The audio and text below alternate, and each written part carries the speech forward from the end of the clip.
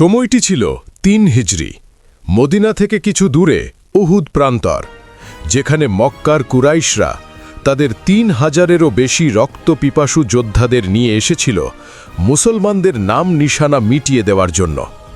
তাদের কাছে ছিল দুর্ধর্ষ অশ্বারোহী বাহিনী এবং এমন এক ভয়াবহ রণপরিকল্পনা যা যে কোনো সেনাদলকে পিষে ফেলার জন্য যথেষ্ট ছিল।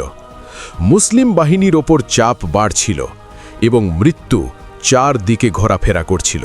কিন্তু ঠিক তখনই যুদ্ধের ময়দানের মাঝখান থেকে এক নির্ভীক যোদ্ধা বেরিয়ে এলেন, যিনি এতটাই সাহসী ছিলেন যে আরবের তপ্ত মরুভূমিতে একাই সিংহ শিকার করতেন।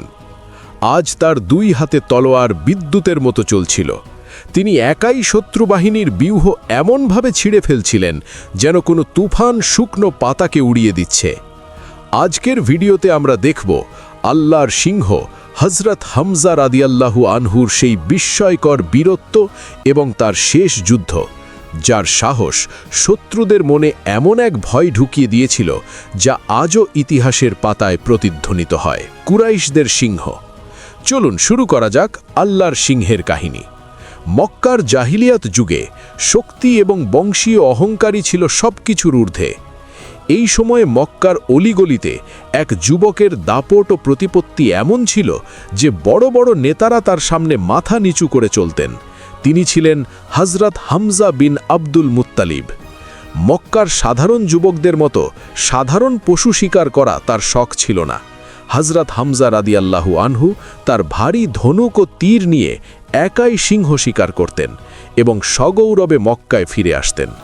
এই বীরত্ব ও সাহসিকতার কারণে পুরো কুরাইশ বংশ তাকে ভয় পেত। কেউ তার সাথে লাগতে বা তার পথে আসার সাহস করত না। কিন্তু সেই সময় পর্যন্ত তিনি ইসলাম গ্রহণ করেননি। আল্লাহর রাসূল সাল্লাল্লাহু আলাইহি ওয়াসাল্লাম মক্কায় তাওহীদের দাওয়াত দিচ্ছিলেন এবং কুরাইশ নেতারা তার প্রাণের শত্রু হয়ে দাঁড়িয়েছিল, বিশেষ করে আবু জাহেল, যার অহংকার আকাশ ছুঁয়েছিল। হামজা রাদিয়াল্লাহু আনহুর ইসলাম গ্রহণ। একদিন বিশ্বনবী সাল্লাল্লাহু আলাইহি ওয়াসাল্লাম সাফা পাহাড়ের কাছে শান্তভাবে বসেছিলেন। তখন সেখানে আবু জাহেল আসে। তার অজ্ঞতার কারণে সে নবীজি সাল্লাল্লাহু আলাইহি ওয়াসাল্লামের প্রতি অত্যন্ত কটু কথা বলে, তাকে গালিগালাজ করে এবং শারীরিক কষ্ট দেবার চেষ্টা করে। আল্লাহর রাসূল সাল্লাল্লাহু আলাইহি ওয়াসাল্লাম অসীম ধৈর্য দেখান এবং তাকে কোনো জবাব দেননি। কিছুক্ষণ পর হযরত হামজা রাদিয়াল্লাহু আনহু বরাবরের মতো শিকার থেকে ফিরে আসলেন। তার বিখ্যাত ভারী ধনুকটি ঘাড় থেকে ঝুলছিল। পথে এক পরিচারিকা তাকে থামিয়ে বিদ্রূপের ছলে অথচ দুঃখভরা কণ্ঠে বলল, হে হামজা, আফসোস, যদি তুমি দেখতে আজ তোমার ভাতিজা মুহাম্মদের সাথে আবু জাহেল কি ব্যবহার করেছে। তুমি এখানে বীরত্বের দাবি করো, অথচ তোমার ভাতিজাকে প্রকাশ্য জনসভায় অপমান করা হয়েছে। এটি শোনা মাত্রই হযরত হামজা রাদিয়াল্লাহু আনহুর ভেতরের ঘুমন্ত সিংহ জেগে উঠল। তার চোখ রাগে লাল হয়ে গেল। তিনি বাড়ি যাওয়ার বা বিশ্রাম নেওয়ার কথা ভাবলেন না। সরাসরি রাগত্ব স্বরে কাবার হারামের দিকে হাঁটতে লাগলেন। হারামে আবু জাহেল কুরাইশ নেতাদের মাঝে বসে নিজের অপকর্মের গর্ব করছিল।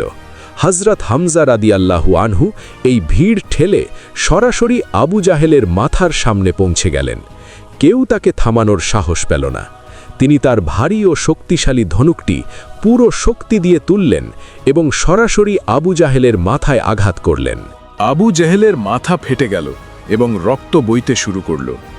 কুরাইশরা দাঁড়িয়ে পড়ল, কিন্তু হযরত হামজা রাদিয়াল্লাহু আনহু বজ্রগম্ভীর কণ্ঠে এমন এক ঘোষণা দিলেন যা মক্কার বাতাসে ভূকম্পন সৃষ্টি করল। তুমি আমার ভাতিজাকে গালি দাও? শুনে রাখো, আজ থেকে আমিও সেই ধর্মের উপর আছি যা সে প্রচার করে। সে যা বলে আমিও তা বিশ্বাস করি। তোমাদের মধ্যে বা পুরো মক্কায় যদি কারো সাহস থাকে তবে এসে আমাকে থামাও। এটিই ছিল সেই মুহূর্ত যখন ইসলাম এমন এক তলোয়ার খুঁজে পেল যা মক্কার কাফেরদের ঘুম কেড়ে নিয়েছিল।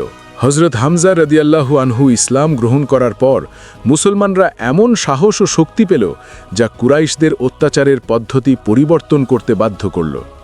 সময় অতিবাহিত হল এবং মুসলমানরা মদিনায় হিজরত করলেন। মদিনায় পৌঁছানোর পর যখন মুসলিম রাষ্ট্র প্রতিষ্ঠিত হল, মক্কার কুরাইশদের হুমকি তখনও বিদ্যমান ছিল। হিজরতের প্রথম বছরে আল্লাহর রাসূল সাল্লাল্লাহু আলাইহি ওয়াসাল্লাম মুসলমানদের প্রথম সামরিক অভিযান পাঠান। নবী করিম সাল্লাল্লাহু আলাইহি ওয়াসাল্লাম নিজ হাতে ইসলামের প্রথম পতাকা তৈরি করেন এবং যার হাতে সেই পতাকা তুলে দেওয়া হয় তিনি ছিলেন হযরত হামজা রাদিয়াল্লাহু আনহু। তিনি এই দলের নেতা ছিলেন এবং তার সাথে ছিলেন মাত্র ৩০ জন মুহাজির মুসলিম। তাদের উদ্দেশ্য ছিল সমুদ্র তীরের কাছে মক্কার একটি বিশাল বাণিজ্য কাফেলাকে আটকানো, যা আবু জাহেল নিজেই ৩০০ যোদ্ধা নিয়ে পাহারা দিচ্ছিল। উভয় বাহিনী মুখোমুখি হল এবং যুদ্ধের জন্য সারি বেঁধে দাঁড়াল। তলোয়ারমূলক খাপ থেকে বের হওয়ার উপক্রম হয়েছিল। ঠিক তখনই মজদি বিন আমার আল জুহানি নামক এক ব্যক্তি, যিনি উভয় পক্ষের বন্ধু ছিলেন, তিনি মধ্যস্থতা করলেন।